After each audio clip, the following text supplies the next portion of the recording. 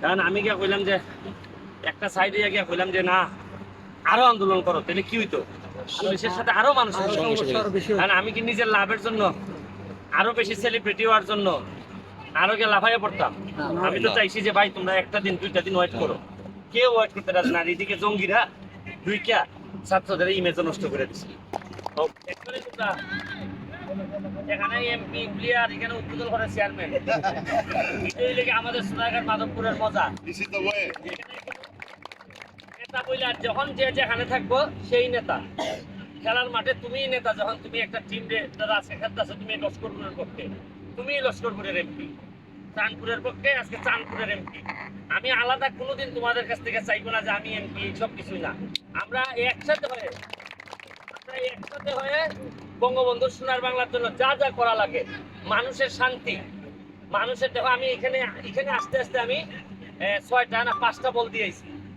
আরো আজকের দিনের ভিতরে হয়তো আমার যতদিন আমি 4.5 বছর এমপি যদি থাকি আরো, তাহলে মনে রাখবো মিনিমাম 50 লাখ টাকার নিচে না আমি খালি বল দিব খালি সোনারঘাট।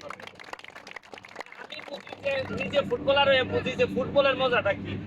এখন একটা বাচ্চা ছেলে আমার দাঁড় করাইছে গাড়ি, তাই বল দেও, এ মনে বুঝছে যে এই গাড়ি বল দেয়, আমি দেই কিনে গাড়ি দেখলেই করে বল দেয়। তা আমি দাঁড় করাই খালি এর একটা বল দিছিলাম। বিশ্বাস করো এর চোখ মুখ যদি দেখাইতে পারতাম, মনে হয়েছে আমারে মনে একটা হেলিকপ্টার দিলে আমি এত খুশি হইতাম না। এ বল পাইয়ে যত খুশি হয়েছি। তো আমরা সবাই মিলে মিশে আরো আগাই যাইতাম। তোমরা একটা টুর্নামেন্টের ব্যবস্থা করো, বড় টুর্নামেন্ট। এখন আমি যেহেতু আছি, তোমরা কোনো টেনশন করো না, যা খরচ টরচ লাগে আমি তো আছি। তোমরা কোনো টেনশন করো না, কোনো ফুটবলার টেনশন।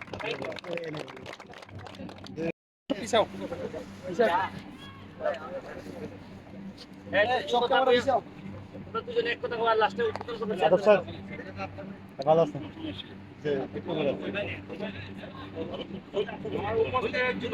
থেকে আগত লস্করপুর একাদশ এবং আমাদের চাঁদপুর একাদশ তারা বয়ে উপস্থিত হয়েছেন, সবাইকে জানাই আজকে এই খেলার দ্বিতীয় ম্যাচ। আপনারা যারা খেলবেন ফুটবলকে আমরা এগিয়ে নিয়ে যাচ্ছি। আমাদের যারা যুবকরা আছে, আমরা মাদক থেকে দূরে থাকার জন্য আমাদের উপায় আছে। আর আপনারা যারা এখানে উপস্থিত হয়েছেন, আশা করি পৃথিবীভাবে খেলবেন, যাতে কাউকে আঘাত দিয়ে বলবেন না, এটাই আমরা করতে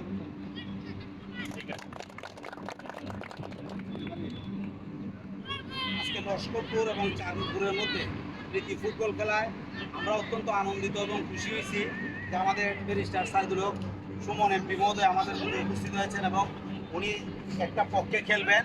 আমরা বিশ্বাস করি যে ওনার কারণেই কিন্তু একটা ফুটবলের নতুন জাগরণ ঘটেছে বাংলাদেশে।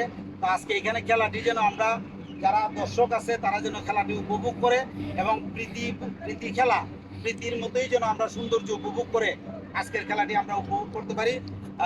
আমার বক্তব্য এখানে শেষ করছি। এখানে আজকের খেলা এখানে উদ্বোধন।